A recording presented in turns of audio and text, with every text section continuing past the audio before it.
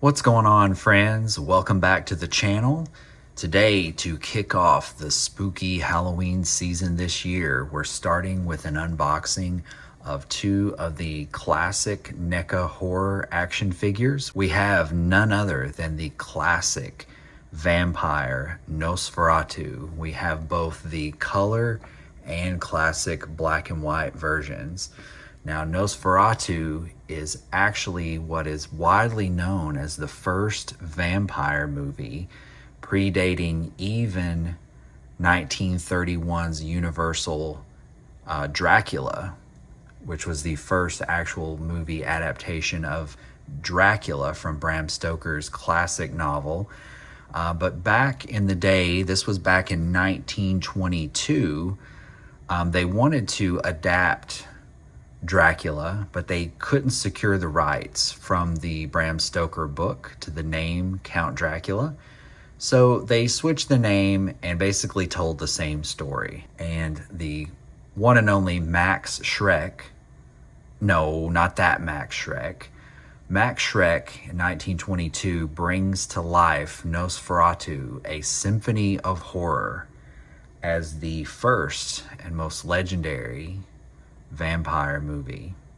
So guys, we're going to unbox these two Nosferatu figures by NECA Toys today. So stay tuned. As always, my name is Matt, and this is the Pop Complex.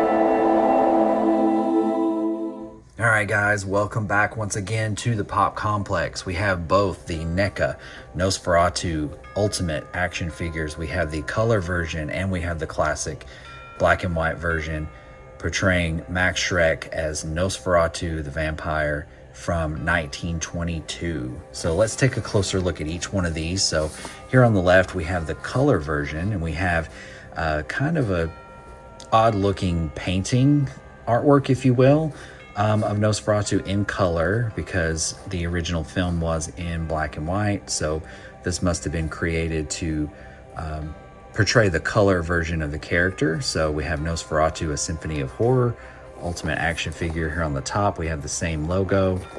On the sides, as always, NECA gives us some photography of the action figure itself. So there's Nosferatu with the hat and clutching the iron keys on the chain. On the other side we have him without the hat and putting his hand forward like he's reaching or grabbing with those long haunting fingers, as we see in the film. And on the back we have a collage of different poses that you can put Nosferatu in with some of the accessories that come with this.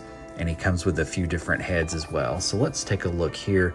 If you can see, it says includes inkwell, quill, bottle, keys, hat, interchangeable head, and hands. So some of the different display possibilities for this character. On the bottom, of course, we have all of the NECA creative legal information, logo, branding, and barcode. But let's flip open the classic flap of the NECA Ultimate figure, and we have again here the spooky color photography of the Nosferatu figure there on the left in the inner flap. And here's the actual figure itself. So as you can see, we have the two alternate heads there, which we'll take a much closer look at. And you can see some of the accessories. There's the quill there, you can barely see the bottle. They sort of blend in with the background. The keys are over there, the manuscript, and then you can see we have a multitude of other hands there as well. So that is a closer look at the packaging on the color version. Now here's the classic black and white version, and it looks like this grainy image may be an actual screenshot from the film, just the way that it looks. It doesn't look like a piece of artwork. It looks like it's actually a still frame of the film. We have the classic Nosferatu font here, ultimate action figure. We have that super creepy, vicious, vampiric look on his face. On the top, again, we have that classic logo there, the text. On this side, we have a classic pose there with his hands out, kind of looking like he's ready to attack. On the other side, kind of a creepy, sinister grin there with his hands crossed over one another. On the bottom, again, the creative information and barcode and branding for NECA. And then finally on the back panel, we have some more photography of different poses that we can put the figure in. There, as you can see, he has his hat and then his huge collar pulled up around his face that we'll take a closer look at. But it shows here the accessories here, and they are different from the color version.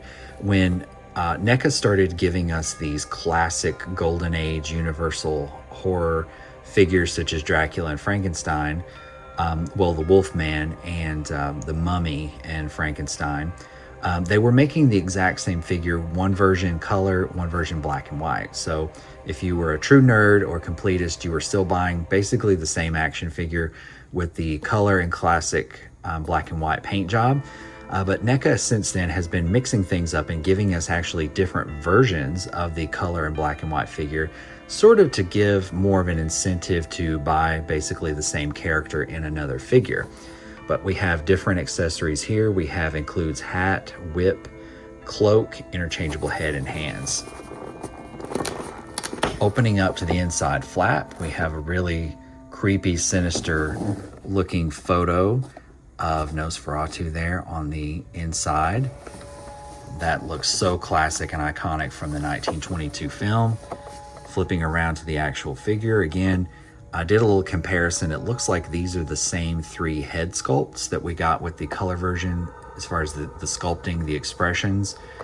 But you can see the whip there, and then you can barely see the rest of the accessories in there against that black background. They're very hard to see, but there are the alternate hands as well. So that is the packaging for the classic Nosferatu color version and black and white version from NECA. So we're not going to waste any more time, guys. We're going to get these out of the package and take a closer look at both versions. Stay tuned. All right, guys, and we're back with both of the versions of Nosferatu open and out of the packaging. So here we'll take a closer look at the color version first, but we will take a look at all of the accessories beforehand. So let's start with these alternate heads. So first of all, we have a very grim, serious, somber looking head sculpt here. And this one is suited for, as we can see by the ears, which are normally pointy and stick out quite a bit on the other figures and the other head sculpts, that this is suited for wearing the hat. And we've seen that photography on the back of the box. So this hat here, you can place it on his head just like that, and the ears do not get in the way. And that recreates that look of Nosferatu wearing the hat there just like that. Very awesome detail on the face sculpt. The eyes look very hyper realistic. There's a lot of redness, pink redness in the eyes, like a bloodshot almost, which gives a very hyper realistic look. And NECA has been doing a great job with like the inside of a mouth or the eyes, or maybe even some wounds on an action figure, of giving them that gloss, that clear coat gloss, giving it that wet look. So his eyes look so real because they look like they're actually moist. So very awesome head sculpt there on the serious, somber look. And the alternate head sculpt here is sort of, he's looking down and to his left, which is very unsettling, very creepy. It works very well on this action figure, but he's got sort of that creepy grin. So this is very, again, hyper realistic there on those eyes, which again, they look like they actually contain moisture, but I don't know, this is very creepy. I may display him with this head sculpt once I actually get him displayed. But I'm a really big fan of this figure so far. Very well done, extremely well done. As you can see, the ears protrude more in this sculpt than they did the other one, which is designed to wear the hat. But that is, look at that. That is just absolutely terrifying. Count Orlok from Nosferatu. All right, so some of the other accessories, there's the bottle. It's just a smooth, glossy bottle there, as you can see. We have the ink well right there. Not too much detail. And then we have the quill also that goes with it, the quill. Those are two separate pieces, but as you can see, there is a hole right there in the inkwell where you can put that quill right in there just like that. Very awesome. We have the manuscript paper, and NECA usually gives us real paper with these. So this is a real piece of paper. It's a little thicker, more like almost like a cardstock. But as you can see there, I don't know how much detail that this came from the actual film as far as what's on it, but it's very hard to make out. It looks like a lot of sigil magic and runes and Eastern European language maybe. But flipping around to the back, as you can see, there's also detail there, some drawings. Looks like another sigil there and a drawing of a house maybe, but a lot of detail has gone into these accessories. One of the final accessories here is the set of keys, and this is a really awesome accessory. They're really on a little metal chain, or at least I think this is metal. Now the Frankenstein figure, his chain and wrist shackles were actually made out of metal, but this is hard to tell. This may be actually just a hard plastic black glossy chain, but as you can see, the set of keys there in different sizes and lengths there. Very awesome on the keys. And now let's take a look at the alternate hands. The hands that he came pre-posed with are both on the black and white and the color version. They're just open palmed hands, like reaching. But we do have an alternate set of hands like this, left and right, which are semi-closed gripped. Actually, this one here, his left hand, or the right hand facing us, is actually completely closed. So this would be just like a closed-fisted. You may be able to get the quill in there a little bit sticking out the top, but the bottom looks like it's completely closed. And then we have this semi-open gripping hand, as you can see there. Then we have two more left hands.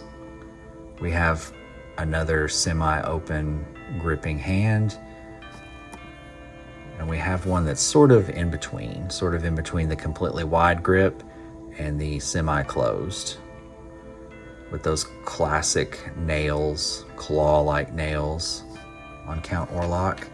And then the most iconic scene in the film that really portrays Count Orlok in Nosferatu is when he has his claws completely out.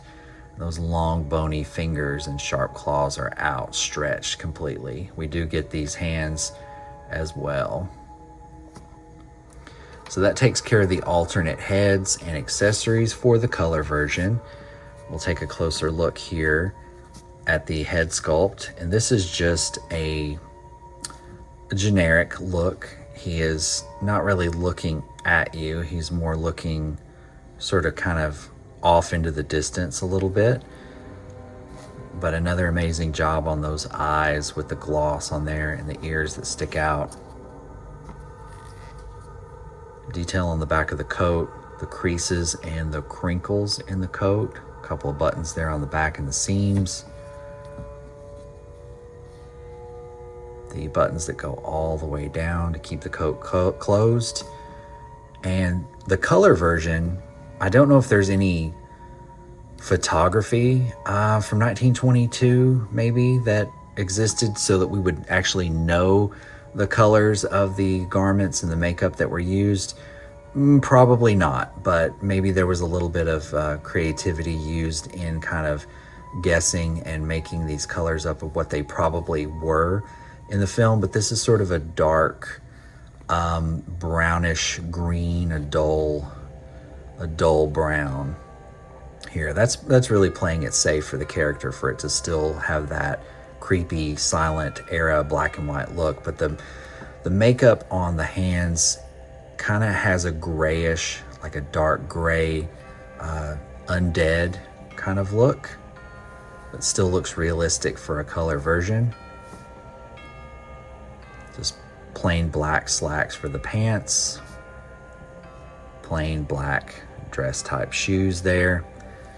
So let's take a look at the articulation on this guy. The head, of course, is typical for a NECA Ultimate figure. It is a ball joint, so you can get different angles. Now his collar of his coat is going to restrict a lot of the angles you could get, so it kind of stops there. He doesn't really look up anymore because of the back of that collar.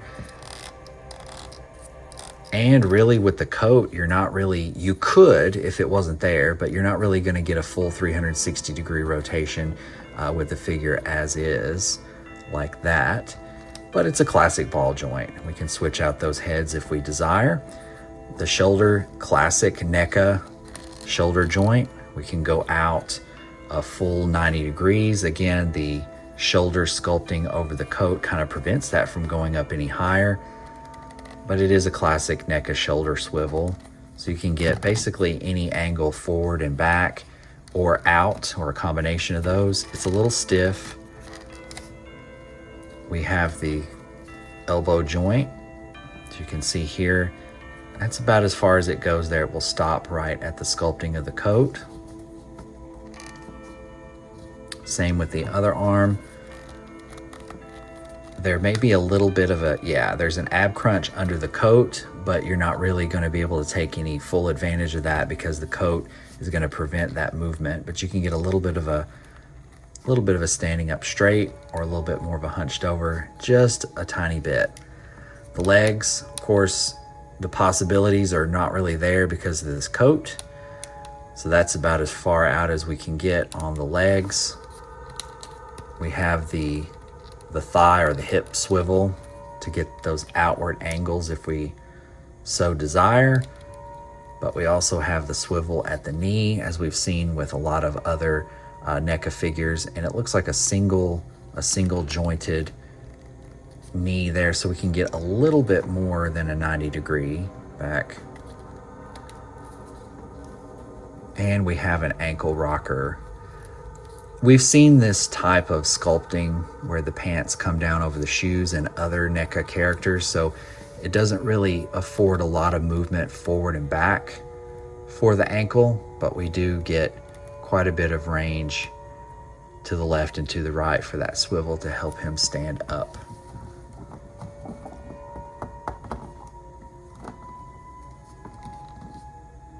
So getting that back situated to where he can stand.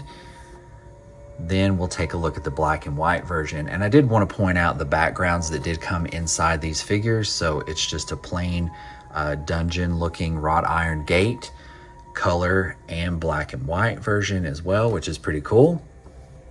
So now on to the classic black and white version. Let's take a look at these head sculpts. So we get the same exact head sculpts as we do in the color version. As you can see, they both have the same head coming out of the package and the same hands. But there's that hat sculpt with the ears kind of pinned back to the sides of the head, that very grim, somber looking expression. So since this one is made for the hat, let's take a quick look at the hat that came with this. It's sort of like a Robin Hood-esque type Eastern European, Germanic peasant hat with a long feather sticking out of the top. So kind of like that off to the side just a little bit to recreate that look. Again, we get the realism of the moisture, the clear coat on the eyes, But however, we lose the realism of those pink reddish tones that made the eyes just really look real in the color version.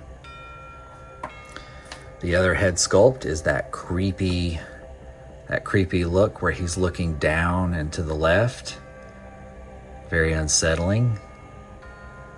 And the black and white versions are going to be a lot less gray and a lot more brighter white in look to replicate the look of the film.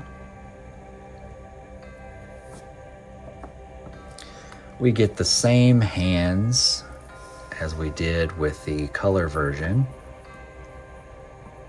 So we get those semi-closed grip hands. Then we get the in-between open hand for his left hand, and then an semi-open grip left hand as well. Finishing up with the accessories, we do get the whip. So the whip is kind of a hard, rigid plastic, and it gets a little softer as we get to the end here. Kind of have the tassel as a hard, rubbery sculpt on the tassels, so like that. And then finally, those iconic claws, the fully extended claw hands, which I'm definitely pretty sure to be iconic. And displaying mine, I will display him with the long claws on the black and white version for sure. And the final accessory, which I did not realize was the full cloak that comes with the black and white version. I thought it was just a collar, but we get the full cloth cloak as well as that collar. You can see it there. We would need to pop the head off to get that over his shoulders, but it does open sort of to the side so that we can cover him completely in the cloak if we choose. This material is very rigid. There's actually a wire in the bottom, which is very cool. So we can actually sculpt it to where it kind of looks like it's flowing naturally, maybe in the breeze or the air. So a wire in any kind of cloth for an action figure is always a plus. So there's one that runs up the side, I can feel it here, and then runs up the seam, the side here, and the front here where they overlap, which is really cool. So we have a lot of possibilities to sculpt that cloak if we desire to, but really thought that was just a cool addition there. Again, I'm probably not going to display my black and white with the cloak, but this accessory, since it's just plain black, you could actually display it also with the color version if you desire to do that as well. That would probably look pretty cool, and it would still work with the figure. So guys, that was a look at both the color and the black and white versions of the NECA Nosferatu Count Orlok action figure, the ultimate figure from NECA Toys. So let me know what you guys think down below in the comments. If you like this video, please hit that like button, share it out to all of your fellow toy collectors, fans of classic horror films, and don't forget, most importantly, it doesn't cost you anything to hit that subscribe button so you don't miss out on any future content that I upload to the Pop Complex. If you want to support the channel also monetarily, you can go right on over to patreon.com/the Pop Complex, and if you choose to be so generous to support me there as well. Thanks for watching, guys, and have a terrifying, spooky day.